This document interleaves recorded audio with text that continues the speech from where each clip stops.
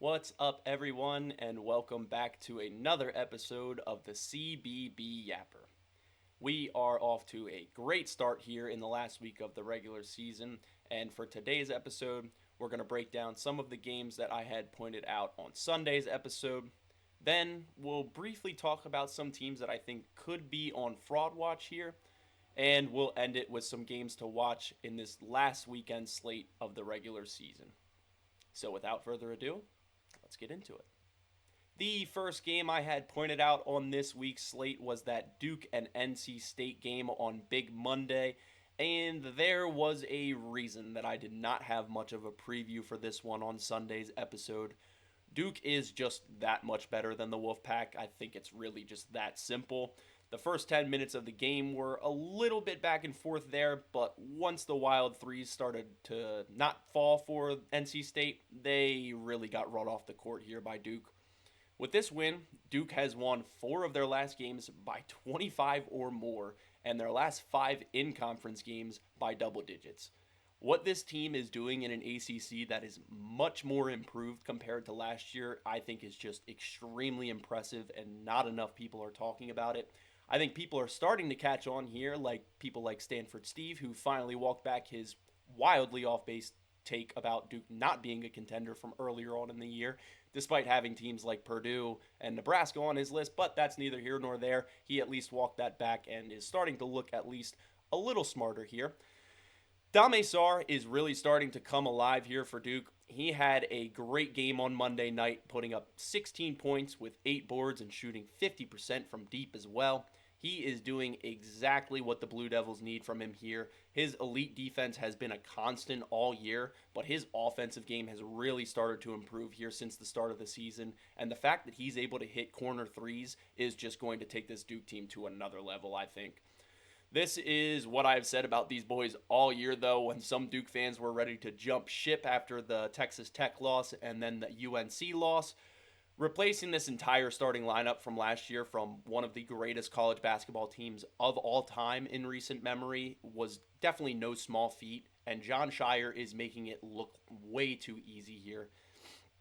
People really need to start considering him a lot more for Coach of the Year here. I think, especially when we're looking at the ACC Coach of the Year, there is no coach that deserves it over him. The only one that I would be okay with getting it is another former Duke Blue Devil in Jay Lucas, but I still don't think he deserves it over Shire for the job that he's done this year.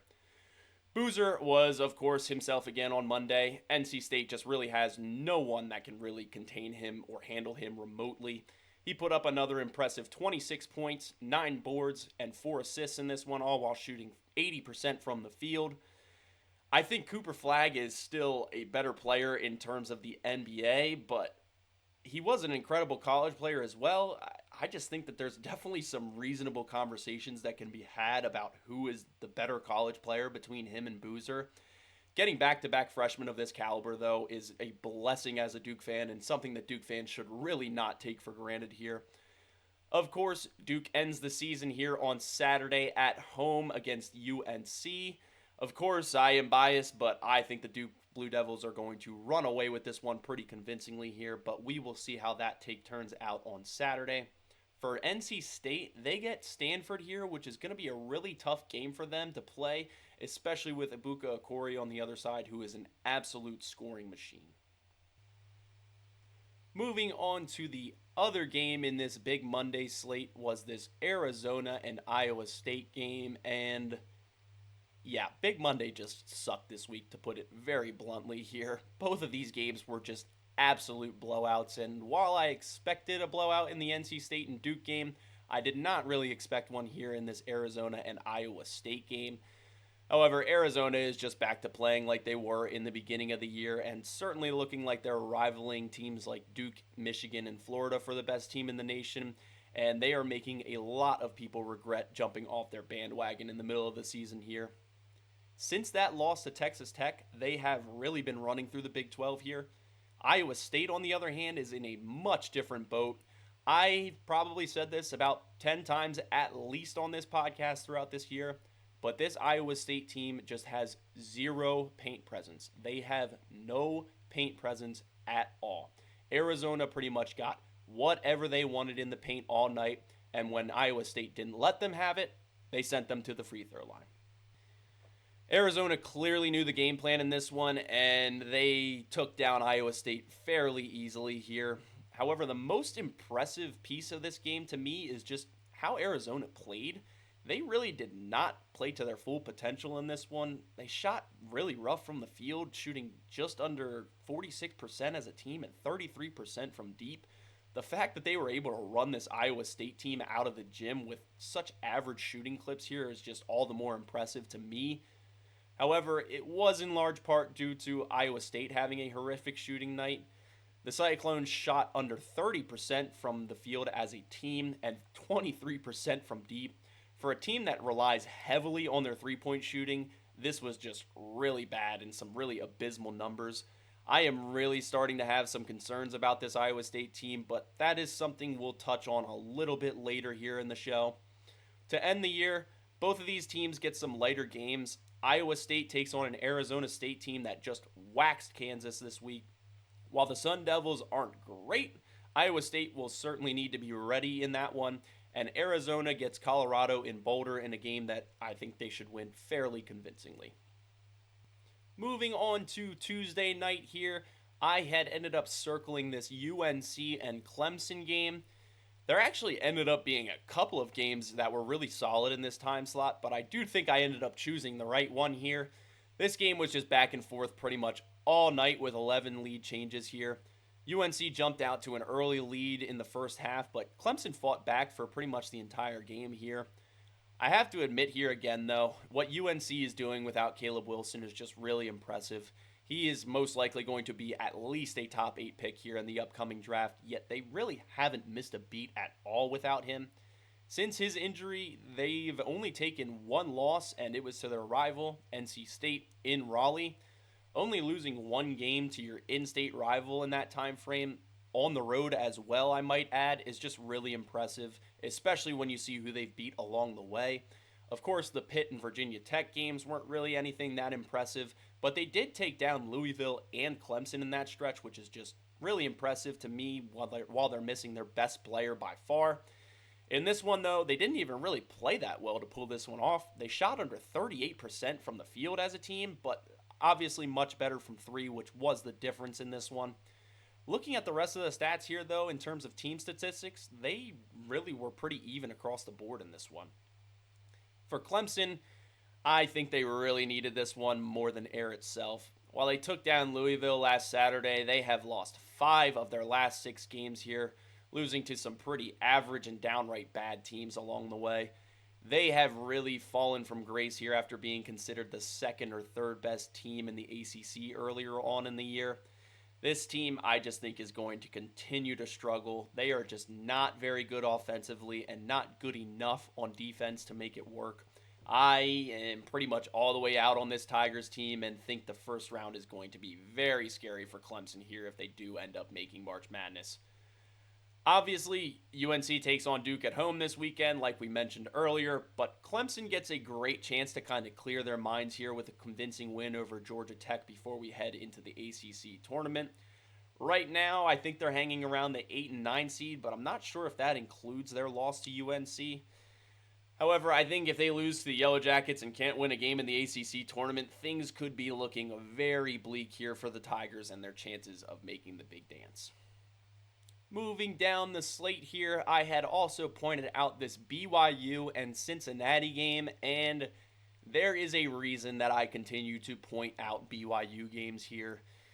Man, they are just really unimpressive aside from Wright and Abanza here. The Saunders injury was obviously huge, but that is not an excuse for the type of games that they've been losing here, especially when you look at a team like Texas Tech, who lost their actual best player and still continues to rattle off some big wins here against some teams that a lot of people already counted them out against. I had said on Sunday that BYU is still a tournament team when looking at this matchup, but that this Cincinnati team looks like a team who just wants it more, and they certainly did on Tuesday night. What Wes Miller has done with this squad here over the past month and a half has been spectacular. They had a really rough middle part of the season where Coach Miller actually went and apologized to Cincinnati fans and said that he would fix it. He has certainly lived up to his word here as the Bearcats have rattled off 6 wins of their last 7 games, beating tournament teams like Kansas, UCF, and BYU along the way. Just a really impressive last month here for Cincinnati, and I have a strong feeling that they might sneak into the tournament here. Of course, they still have a lot of work left to do, but they are really making a strong case for themselves and making the committee's job much tougher here. As for BYU, this is just really sad. Debanza really deserves a much better shot than this, but I guess this is what you get when you choose BYU as a top recruit. Even with Saunders, I didn't really love this team. They were good, don't get me wrong, but elite, I definitely don't think so. Even before he went down, they were losing to teams that they shouldn't. This Cougars team just smells like a first round exit to me, but I do hope that I'm wrong. Cincinnati gets a very tough Horned Frogs team here on Saturday to end their season. I think if they want to make the tournament at large, they definitely are going to need to win that one as well. As for BYU, they end the year here with a very tough Texas Tech team that has not looked like it slowed down without Toppin, aside from a brief slip up here at TCU. Moving down to the last game I had pointed out on this week's slate between now and Sunday's episode was this Texas and Arkansas game. I didn't really expect Texas to have a chance to pull this one off here, but I wasn't expecting this pitiful of a performance from them. This one was never really a game, with the Longhorns' biggest lead of the night at 2 points coming in the first minute of the game here, and that being the only lead change of the night. After getting run off the floor by the Gators, I think Arkansas needed this one as a bounce back game here. Brazil and Acuff were awesome all night for the Razorbacks. Acuff put up a ridiculous 28 points with 13 assists while shooting an impressive 53% from the field and 67% from deep. Brazil also added in 28 points with 7 rebounds and 3 blocks as well. Just a really impressive game from these two in this one as they combined for over half of Arkansas's total points. I had said on Sunday's episode that they would need a big game from Vocatitis, meaning Texas, and he did have a good game offensively, but defensively, Brazil just owned him all night here. This one was not really one that I thought Texas could afford to lose, or at least not get blown out in. A 20-point loss here is certainly going to hurt their chances at an at-large bid status, but I do still think that they should be in the field. Arkansas ends the regular season with a tough Missouri team that is going to be anxious to pull off an upset here at home. The Razorbacks are definitely going to need Acuff again in this one to avoid a really bad loss here. Texas, on the other hand, takes on Oklahoma at home in a game that they certainly cannot afford to lose.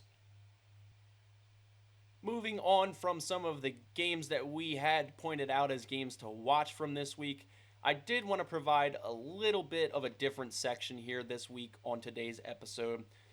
With a bunch of the top caliber teams losing this week, I just want to go over some of the teams that I included on my contenders list a couple weeks ago and measure my confidence in them here and see if they are on fraud watch. Kansas is the first team that I think should be no surprise here, but I want to talk about them very briefly. They have really been sliding here lately. They do have 2 great wins in that stretch that they've slid, but they have some really questionable losses as well, including a blowout loss and a loss to a pretty bad Arizona State team. I am not all the way out on Kansas, but I certainly think there are some major questions arising here. With Darren Peterson, I still think the sky is the limit. He is absolutely still one of the best players in the nation, despite him struggling here recently. I do not think my opinion on him has changed at all, but they certainly need to turn it around here, as it looks like they may have peaked just a little bit too early. They get their in-state rivals here in Kansas State to end the year, who has been majorly awful all year, firing Tang mid-season, and they will not be able to afford a loss here if they want to protect their seed line. Iowa State is another team from the Big 12 here that I think just has a ton of questions. I have been harping on this team's lack of paint presence all year and even mentioned that earlier in the year, and it just really looks like it's going to be their downfall. They had yet another game this week against a top caliber team where they just looked severely overmatched. The Wildcats pretty much got whatever they wanted in the paint and got to the line 26 times in this one. This team, I have a lot different views on in comparison to Kansas. I think I am all the way out on this team. Maybe not necessarily to win a game in March, but to be a contender at the very least. I honestly think that I would swap them out with UConn at this point. I am just a firm believer in establishing the paint and physicality, especially come March. While outside shooting is obviously very important, you can't just rely on that solely, and that's what it seems like the Cyclones do pretty much on a consistent basis. If they're hitting their shots, though, they can beat anyone. However, with the caliber of defensive teams that they'll have to play, like Duke, Michigan, Zona, and Florida, I just do not realistically think that they can beat those types of teams. Next, I have Houston here, and it does feel weird that I'm kind of just targeting the Big 12 here, but it just seems like that is where most of my contenders came from. Teams like Purdue, Nebraska, and Michigan State, I already left off my contenders list, so I don't really feel a need to comment on those teams. I think they're just exactly where I thought they would be. However, I was very high on this team in Houston, and I do still fully believe in them. On the other hand, you can't just ignore how badly they've played here. After losing three straight to Iowa State, Arizona, and Kansas, they did bounce back here with two convincing wins over some lesser opponents. However, they're still not playing their best ball. They get Oklahoma State here this weekend on the road, and that will certainly be a tough one. They are going to need to pull that one off if they want to stay in the 2 seed range, and Oklahoma State is certainly no pushover. With Anthony Roy, they can be dangerous on any night, and the Cougars will definitely need to be careful here to avoid another slip up. As I said, I still think they are a contender, but they have certainly looked a tad concerning here in that aspect with their latest run in the Big 12. And of course, we will end today's episode with another set of games to watch between today's episode and Sunday in this last regular season weekend of college basketball here. Starting out on Friday night with Seton Hall and St. John's. This is a game that we talked about on last episode that I am just really interested in watching here. Seton Hall is a team that I have not been shy on my opinions the entire year. They have just not impressed me in any single game that I've watched them. However, it does seem like they try to play much better when I'm not watching, and unfortunately for them, I will be tuning into this one. Their close game against UConn did open my eyes a lot last week. They played the Huskies really tough pretty much the entire game and actually almost pulled off the upset on UConn senior night here. With the Pirates at home and their backs against the wall in terms of tournament hopes here, they have to pull this one off. Of course, I don't expect that to happen as the Johnnies have been playing great ball here recently aside from that blowout against UConn where they only made 2 shots the entire second half. For St. John's to pull this one off, I think they're going to need Ejiofor to have a huge game in this one. Last game, he did not play very well in Madison Square Garden against Seton Hall, only putting up 9 points on 7 shots. They are going to need him to be much more efficient in this one as they only pulled that one off by 5 points at home last time.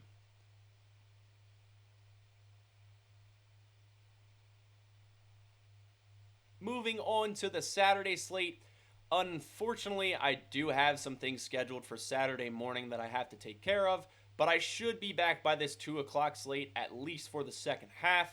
To start off our Saturday, or at least mine, we will tune into the in-state rivalry between Vandy and Tennessee here.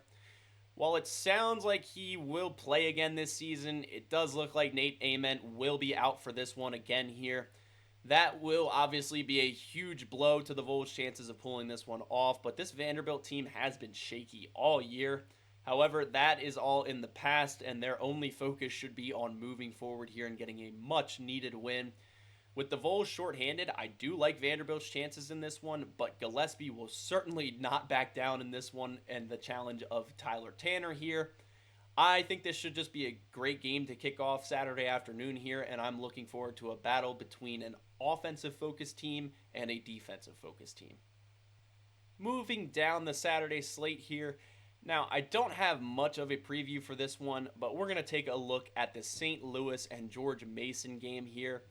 I was going to pick one of the major conference games that is slotted in this time slot, but I think I've just seen enough of that, and I need some more of the Billikens in my life here. Hopefully, we get a great matchup here to take us into the biggest game of the day, but I don't expect one at all. St. Louis has just been really impressive all year with only 3 losses. However, George Mason is one of the better teams in the A10 this year. The Billikens definitely overmatched George Mason in terms of talent, but they certainly can't be sleepwalking into this one. St. Louis has been pretty firmly in the tournament field all year, but they can't afford 2 more losses here if they want to remain a favorable seed.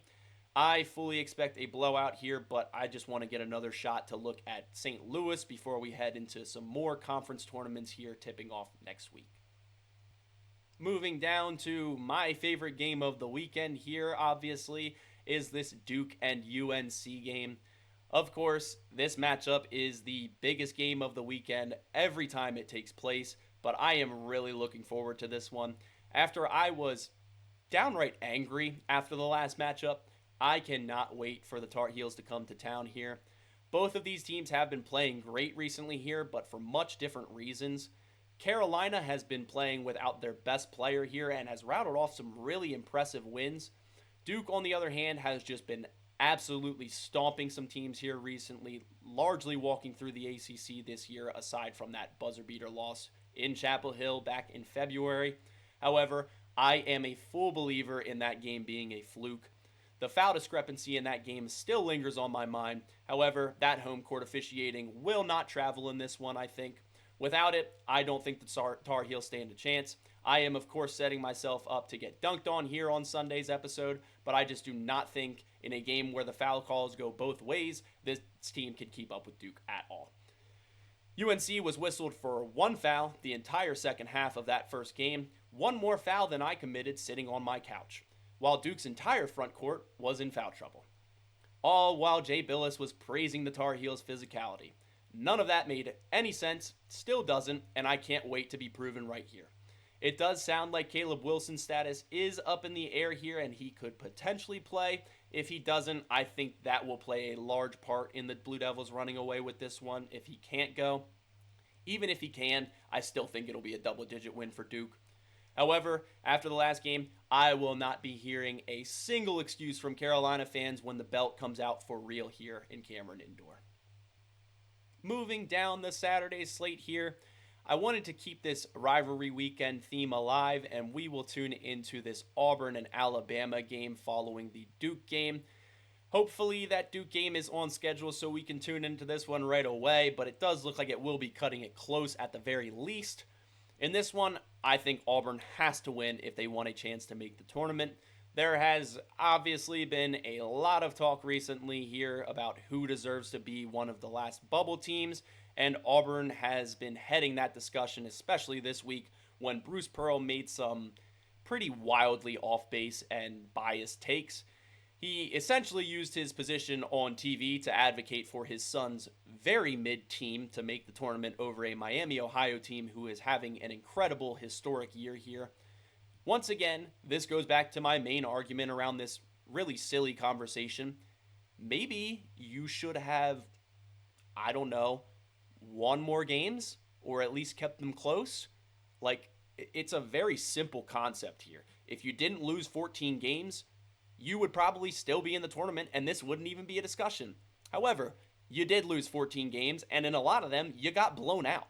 So I'm sorry, that is just not good enough to warrant them deserving a spot over this Miami Redhawks team, even if they take 1 loss and do not win the MAC.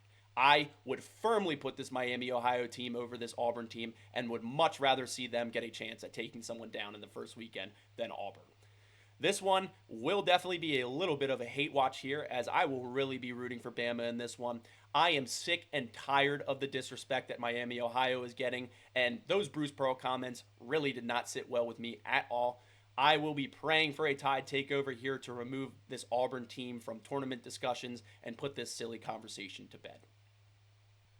Moving on to the last game I have pointed out on this Saturday slate is this BYU and Texas Tech game. Both of these teams have had some pretty rough months here. Texas hadn't let the Toppin injury get to them very much until this week when they lost to a pretty average TCU team. BYU is in a very similar boat with a major injury impacting them pretty significantly, but they have struggled much more than Texas Tech has over that time frame. I am just looking forward to what I think will be a good game here. Both of these teams certainly have some things to prove yet here this year and will look to end the regular season with a huge win against a tough opponent. In this one, I honestly think I like the Red Raiders' chances more. Although they slipped up against that pretty average TCU team, I do still believe in this team. Their guards are electric, and with Christian Anderson playing the way he is right now, it will be a really, really tough matchup for Robert Wright. If BYU wants to win this one, I think Debanza has to look like the best player on the floor by a wide margin. I think he can certainly do that. It's just he's really been struggling here a bit recently. Texas Tech is absolutely going to send doubles at him all night, which is something that he has struggled with a bit on the year. I am looking to see if he's grown on the year as a playmaker and makes the right pass instead of forcing a questionable shot, but it will not be easy taking on this McCaslin led squad. However, that is all I have for today's episode. I appreciate everyone who tuned in, and if you enjoyed today's episode, go ahead and leave a like, subscribe, and join us back for more episodes on Sundays and Thursdays.